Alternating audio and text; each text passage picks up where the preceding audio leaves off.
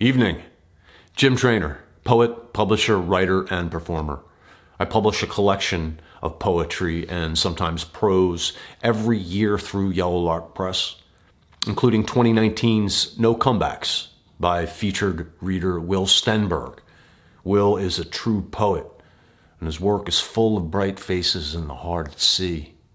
He's gentle with the hard truth, or hard with the gentle truth in any way. Tells it in a voice that we want to hear.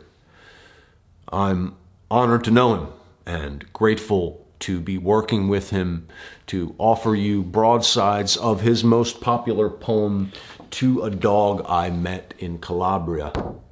These are letter pressed, ink on paper, cave black and sky blue ink on 110-pound Bristol, blue vellum Bristol paper. Available to you at jimtrainer.net. And as our good viewer, I'm happy to offer you a broadside of mine for free. Buy one of Will's, get one of mine at jimtrainer.net using the promo code TRUEPOET. A little bit about Recurrent. That's this broadside. It's a broadside of my poem, Recurrent. These are also letterpressed. Black ink on 100-pound lemon drop yellow paper. These measure at 4 1/4 by 8 1/4. Will's 11 by 17. Both are limited edition, collectible, standalone piece of art. Perfect for hanging on your wall. I'll share Recurrent with you in just a moment here. Wanderer and Wanderer. Janie Rebecca Cannarella is with us, offering the Pizza Shop 40 wisdom of a small, beautiful thing. Hers is a piquant eye, and her work gives view of a world that's never jaded, if not easy and real. Andrew Rihn is a true brother, this devout Catholic and boxing writer. Tonight we'll skewer Don King.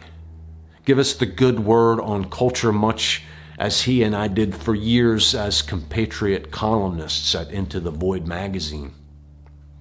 Joe, Papa Joe, Joe the Revelator, the Professor, orator and lightning wielder, Joe Brudidge is with us tonight, speaking his thunder, pulling us in close and closer where no lie can live.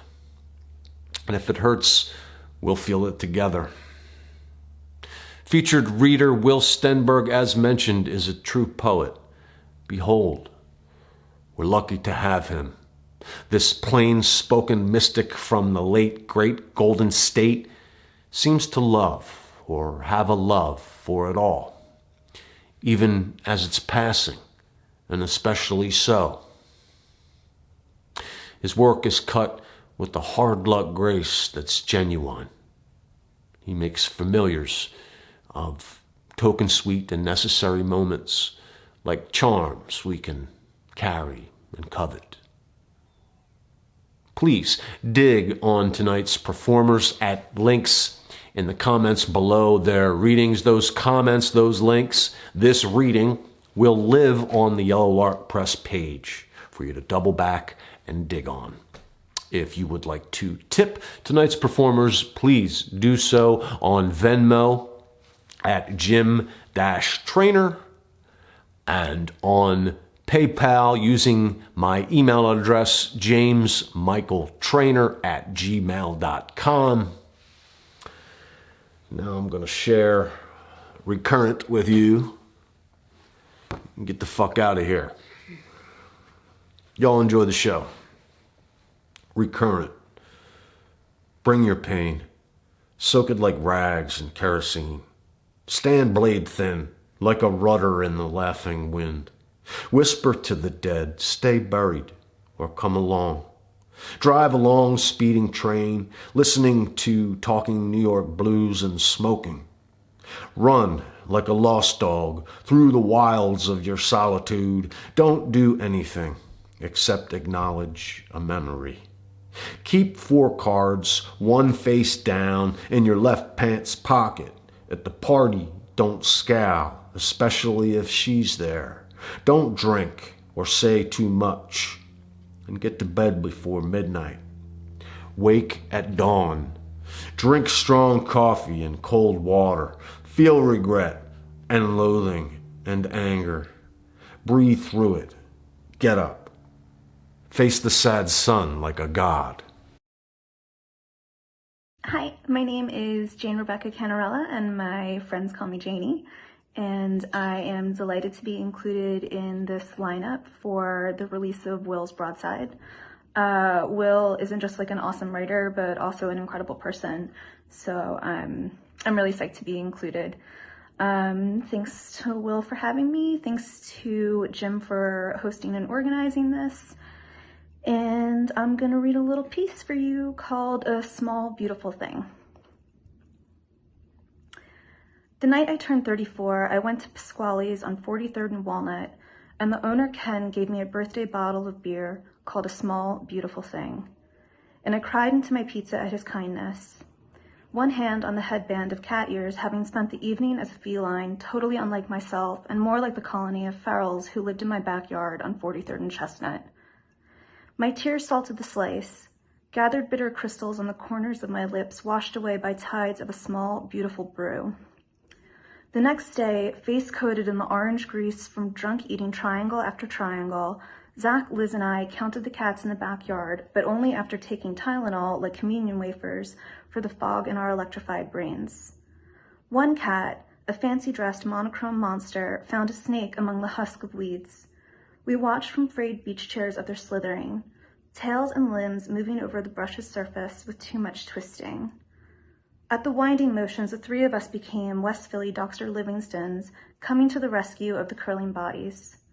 Heroes to a snake, surprised at its existence in our lock of lot.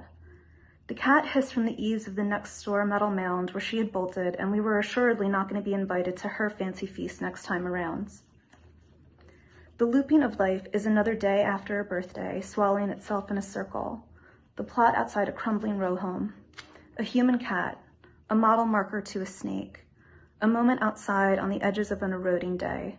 A small, beautiful thing. Thank you so much. Congratulations, Will. Hello, my name is Andrew Rihn. I want to begin first by saying a great big thank you to everyone who has attended online tonight. I also want to say thank you very, very much to Jim Trainer for organizing and setting this up for everyone, as well as my fellow readers Jane and Joe. And I want to offer a word of congratulations to Will on the publication of his poem as a chapbook from Yellow Lark Press. That is tremendous work from everyone involved, and I appreciate this opportunity so much. As I said, my name is Andrew Rihn. I'm a boxing writer. I have 2 collections of poetry to my name. One is called Revelation and Apocalypse in 58 Fights. The other is called Oh Hungry Star. But today I'm going to be reading a nonfiction piece that I published recently through a website called The Fight City. It's one of the finest independent boxing websites that you will find. This was sort of a report back to a fight I had attended a few weeks ago, and this was my summary of my thoughts. It's called A Troubling and Confounding Legacy.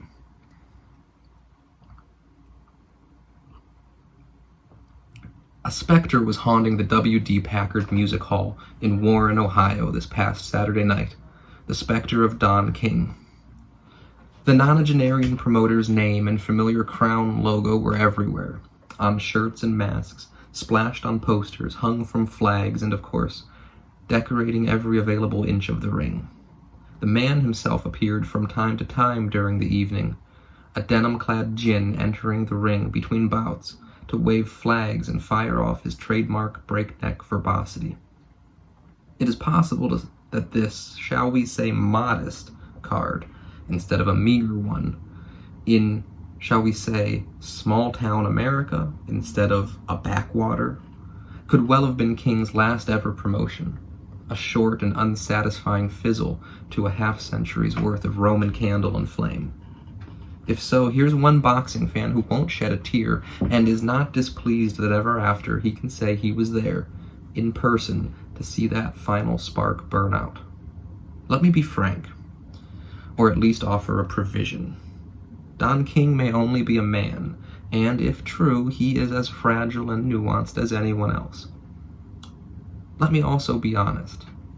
Don King is a ghastly misrepresentation of a man, a bestial apparition, evil in the way one means the word when one believes in actual occupying demons.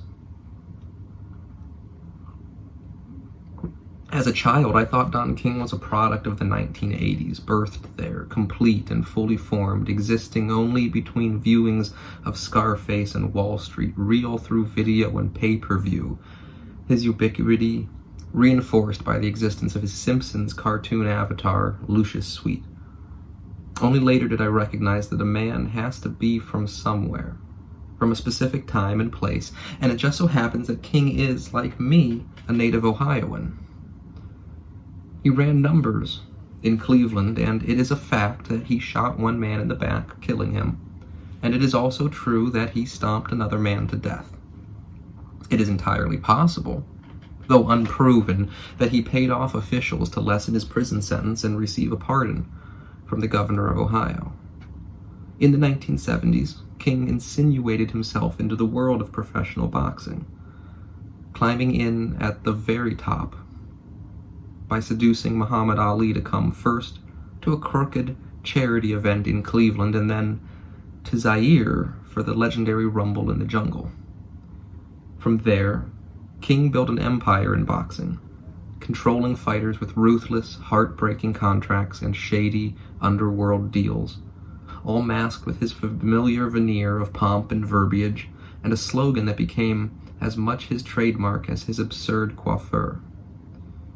Only in America, the inevitable catchphrase of the scoundrel, an appeal to exceptionalism and nationalism, as though King delivered to us a greatness we narrowly deserved. But for me, only in America was an indictment, a stinging, caustic slander, an assertion that nowhere else would have him, would tolerate him. Only in America, a taunt, a declaration and a rebuke all at once, as if to say, I am your own worst self, existing in the spotlight you thought would eradicate me, exterminate me. Only in America do you deserve me, not greatness, but the fact of my existence, which makes a mockery of greatness. Of course, the man has a talent for arranging photo ops, his tall self standing there, leeching away the credibility of those around him. He was known to pay Muhammad Ali thousands of dollars just to appear with him ringside at boxing matches. He posed for Sports Illustrated dressed as Santa Claus, bags of money on his lap, Evander Holyfield and Lennox Lewis at his side, like oversized elves. It's also easy to find photos of King in the 1980s standing next to Donald Trump, whose hotels and casinos hosted many of the biggest fights. Two nasty con men, shoulder to shoulder in the ring, shit grins and shaking hands, cretins blocking the spotlight of better men. For boxers who put their Sisyphean bodies at risk, whose brutality is displayed with courage and with honesty, are far better than these paper-folding fear-mongers could ever be. For all King's bluster about black self-determination, he would vocally support Trump's white supremacist bid for the presidency in 2016. Don King leaves a troubling and confounding legacy, a glittering paradox of championship belts and bankruptcy filings. I struggle to reconcile this paradox, just as I struggle to reconcile my complicity as a fight fan with the sports cycle of violent economics. A part of me wants very much to like Don King, the started from the bottom, now we're here sensibility, the hustle. He was, as he often pointed out, a black man trying to get by in a white world, and his promotions gave us so much to applaud. The scores of champions, magnificent matchups, unforgettable moments. Heck, I even admire his wordplay. But as much as I want to like this man, I cannot. I'm too aware of the suffering his callousness has caused, the human wreckage left in his wake, the trail of men who have lost much, too much. Something Shakespearean lurks there, something unredemptive, an evil for evil's sake from which we don't learn, but only ache. In her book on boxing, Joyce Carol Oates confronts why she continues to watch the violence of pugilism. She says, quote, "If refusing to look at the gouging out of Gloucester's eyes in King Lear could prevent that action, there would be some logic in refusing to look. But the event does occur, must occur. By the terms of the contract, we must watch. It is our obligation to the victims to witness not his defeat, but the integrity with which he bears his defeat." Though I may not be able to reconcile the paradox of Don King, I find comfort in Oates' words. While I cannot pick and choose what is real in this brutal world, I have some degree of choice in what I bear witness to. I can, for instance, choose to bear witness to the greatness of Muhammad Ali, the ferocity of Mike Tyson, the tenacity of Bernard Hopkins, instead of the tasteless criminality of Don King. In Warren, Ohio, there was plenty of self-aggrandizement, plenty of gross hyperbole, not to mention plenty of borderline corruption from the sanctioning bodies.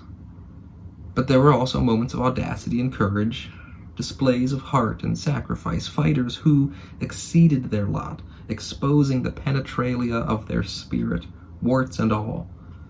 The judges called their numbers, some rightly and some wrongly.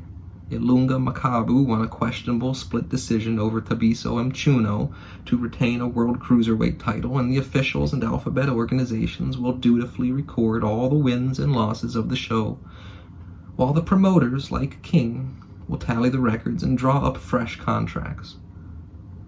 All of this while we, the fans, howl and cheer and grouse. The final lesson of boxing, if any lesson is to be gleaned at all, could be that witnessing a fight is not about fetishizing the suffering or reveling in the victory, but about gaining a better understanding of the inevitability of defeat in our own lives. There is a primacy to this lesson that allows us to peer, however briefly, beyond our own meager horizons. We squint, and in those fleeting moments we begin to apprehend a landscape more illuminating than we are accustomed to. We blink, and then it is gone once more. Thank you so much. I hope you enjoyed it, and I look forward to the rest of the evening. Hello everybody, my name is Joe Brudidge. I am a poet, author, whatever, living here in Austin, Texas. And I am reading tonight in celebration of the Broadside release of Will Stenberg's To a Dog I Met in Calabria.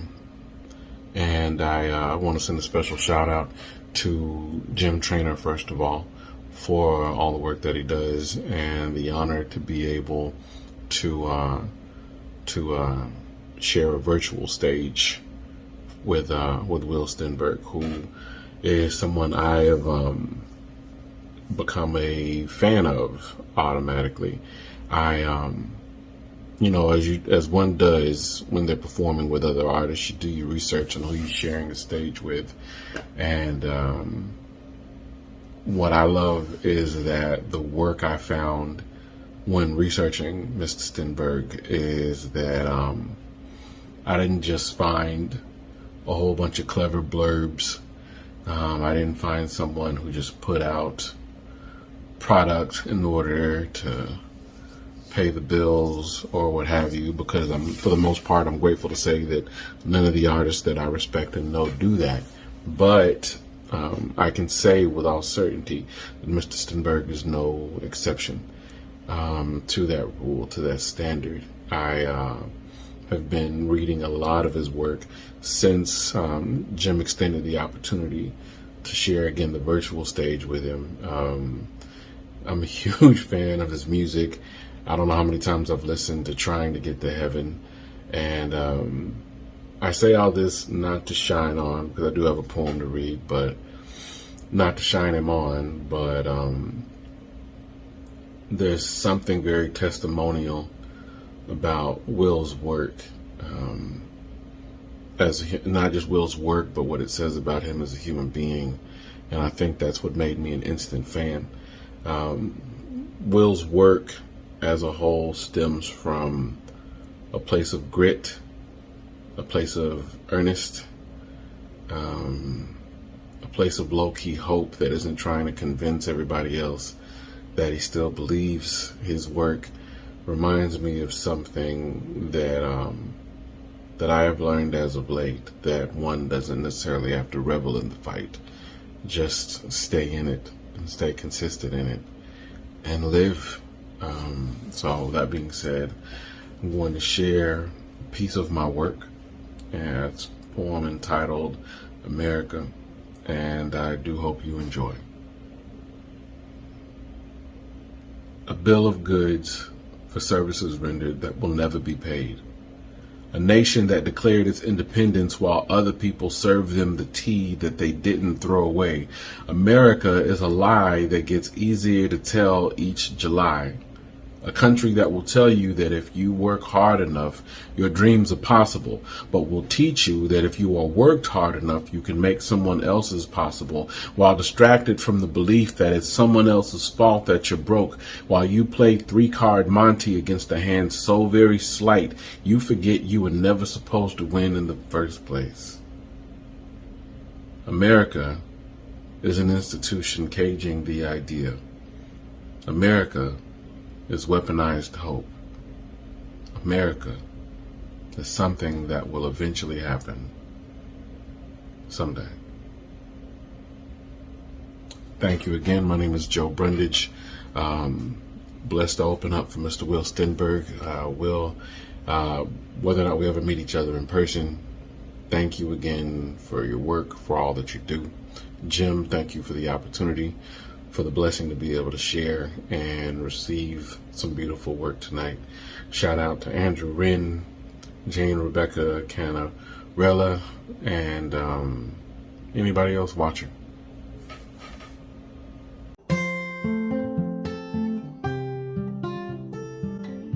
Oh, hey, didn't see you there. Welcome to my apartment, and welcome to the release party for my Broadside, To a Dog I Met in Calabria, released by Yellow Lark Press in beautiful Austin, Texas. I want to take a moment to acknowledge the other readers with my gratitude. Andrew Rihn is someone I've corresponded with a bit. We released books of boxing-themed poetry around the same time. He's an interesting cat, progressive Catholic, weightlifter, poet. I'm a big fan. Thank you, Andrew.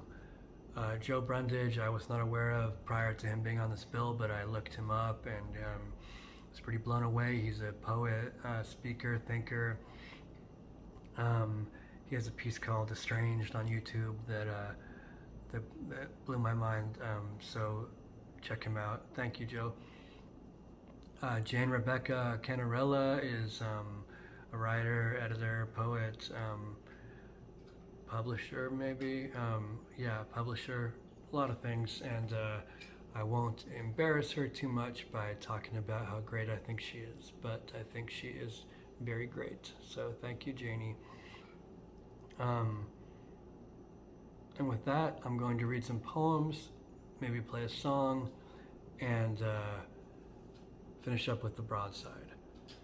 You know, as I arrange my poetry on my computer, I realize that it fits into a handful of themes typically, and one of them is my home region of Northern California, a kind of wild, remote, lawless stretch of coast. And I'm going to start with some poems about that area and my adolescence there. It's possible my dog might bark during a poem, and we'll have to ride that out. It's just how it is. Here he is.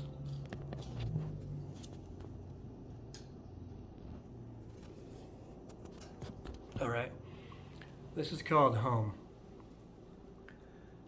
Don't talk to me about redwood trees, hawk-like mother tied to trunk, wings akimbo. Don't talk to me about ocean, its haunted face, groaning and crashing, its black teeth of cliff, gnawing through my tender days. Don't talk to me about small towns, babies drunk in womb, now grown and riding high on their little sister's 10 speeds past caved-in loggers and death march tweakers whom inertia cannot touch. Don't talk to me about rural America. Don't talk to me about California.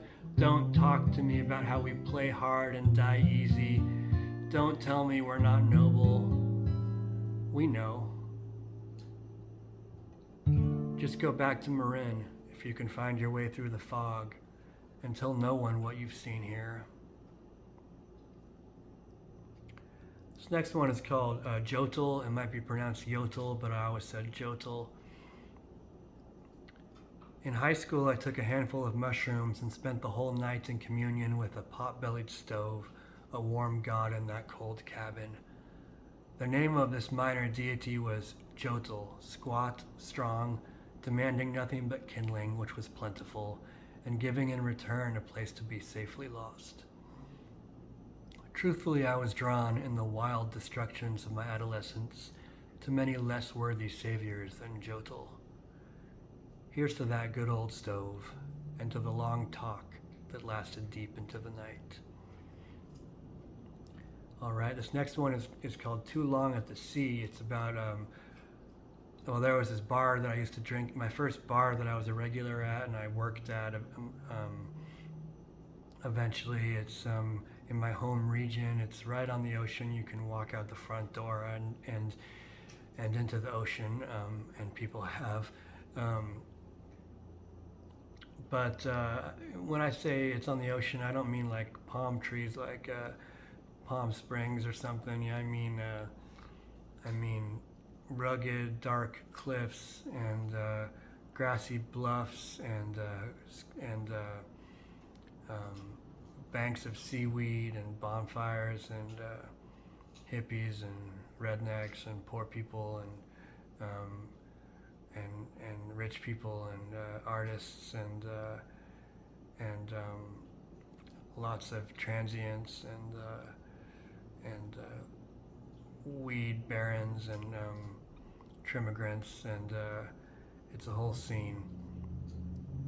But that's neither here nor there. Too long at the sea.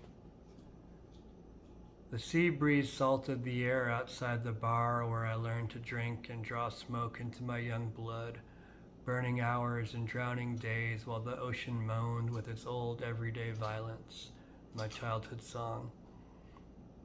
One night myself and a friend, now dead, bought cocaine and went to my house and didn't leave for several days, as the sun and moon traded places and the world stayed busy without us. And we talked and became increasingly interesting to one another until the coke ran out and we ended up drinking cooking wine in a vain effort to stave off the depression that is the price of unearned euphoria. And days later, I was still not recovered and found myself standing at the lip of the sea, staring into the great green mouth, feeling a call that everyone will feel if they stare too long at the sea on the wrong day. Now I live away from the sea and don't play with cocaine and pay no heed to bad beckonings, except briefly on the longest nights when I hear it, the sound of waves. Okay, this next one I wrote yesterday. I think most artists are always most excited about their newest stuff. Whether or not it's the best, that is determined with time. But this is pretty new. Teenage Years goes out to the whole crew.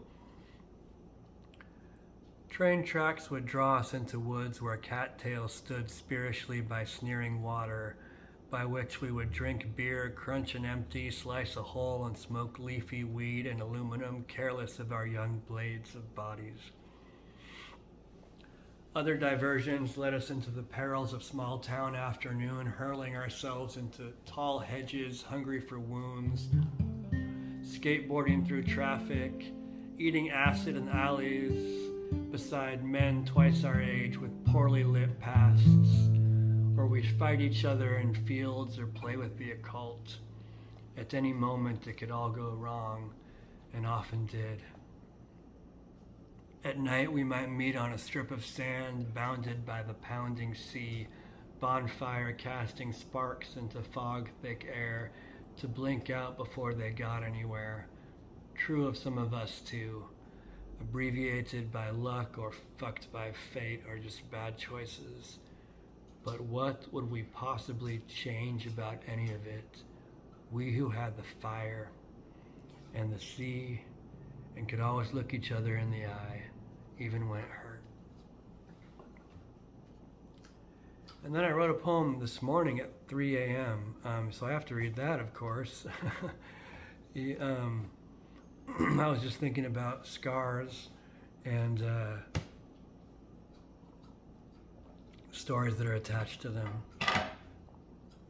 Some scars. My first scar is hard to miss, a stern dent between my eyes. I got it as a toddler, having launched myself into a table and opened my face like a book.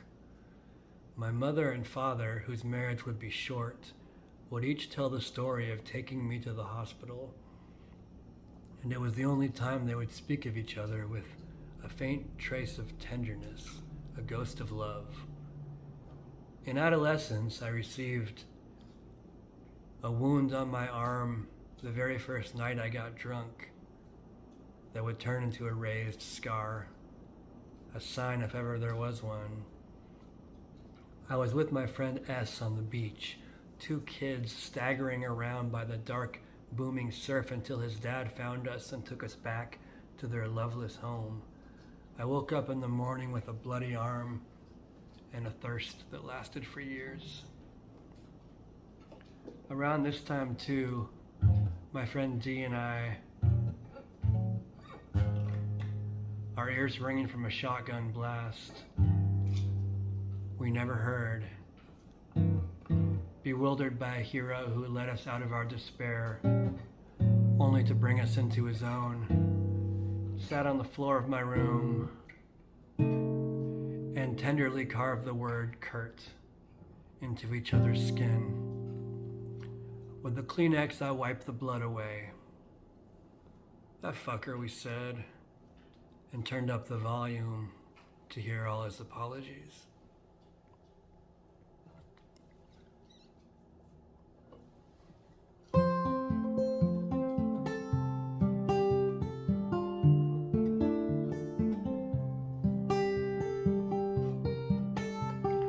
Heard it in a wicked wind, I heard it in a song. I heard it once, heard it again, my heart it has gone wrong.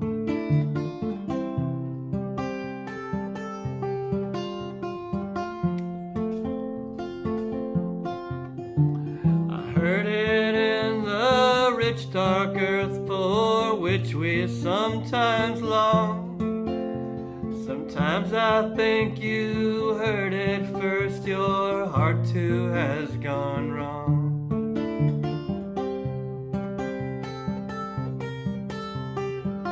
The road it was set out for us and we were free and strong. Now our lips are caked with dust and our hearts they have gone wrong.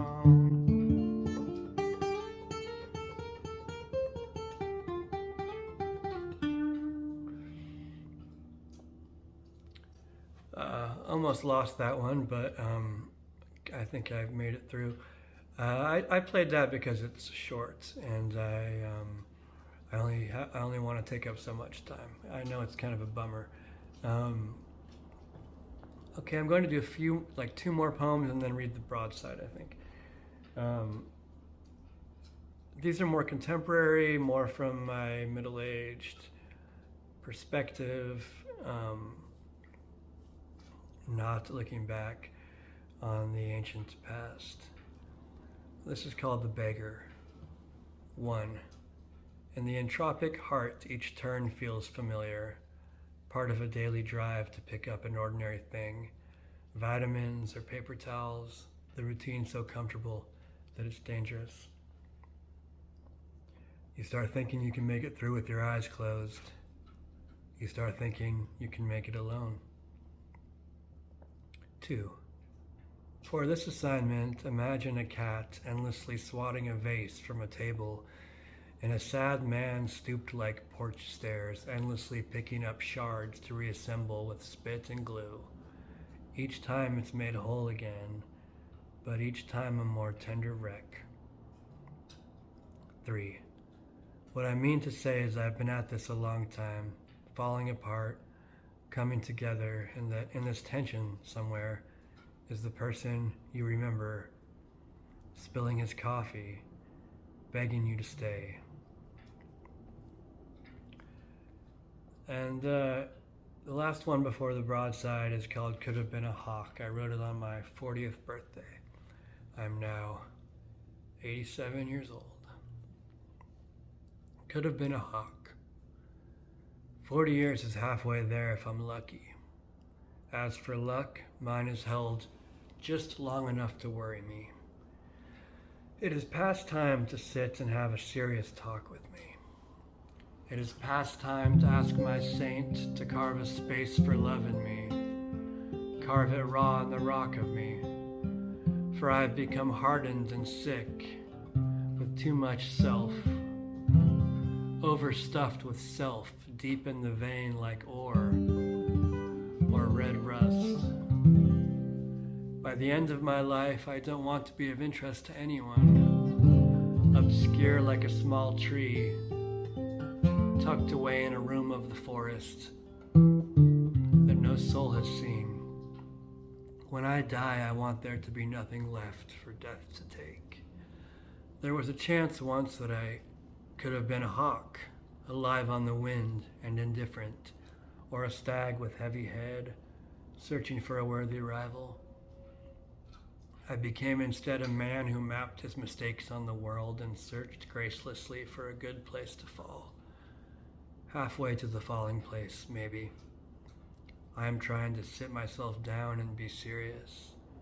I am trying to tell the truth, as I found it when I came here, as I'll leave it when I go.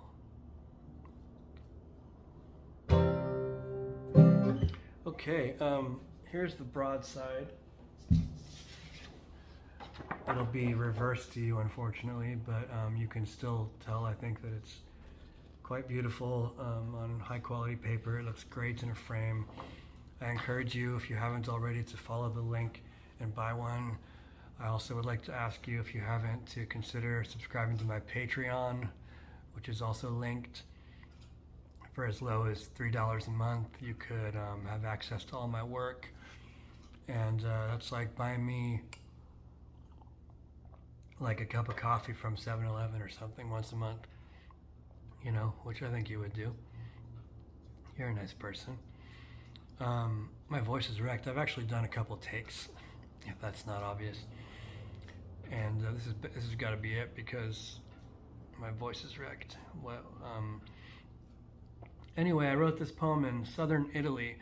I was there on a group business project that didn't work out for me, but I'm very grateful that I had the opportunity to go there.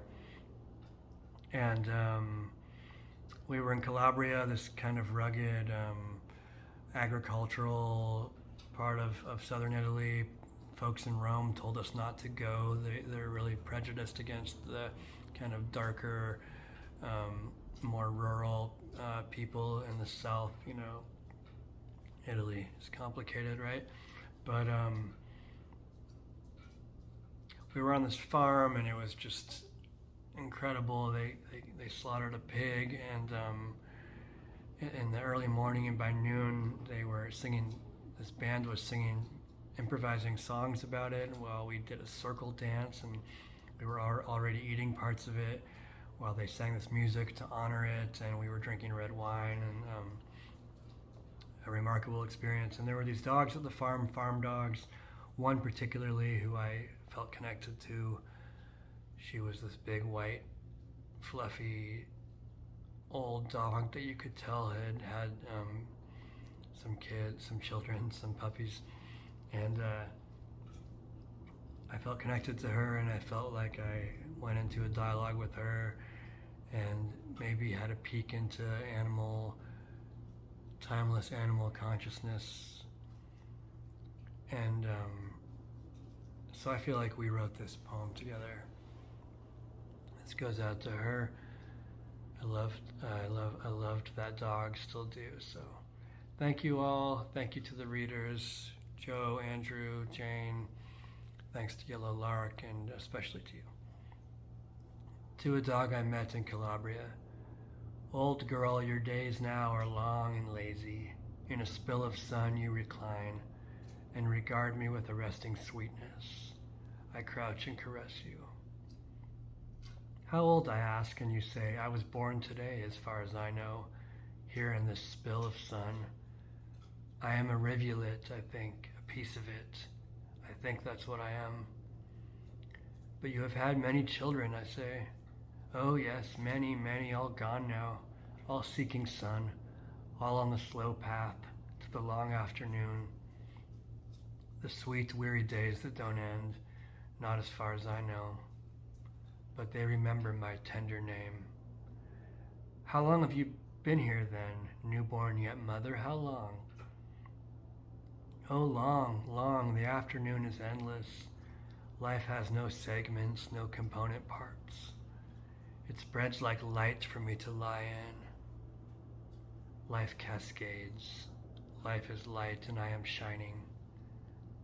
Don't you see? Life doesn't end. Not as far as I know.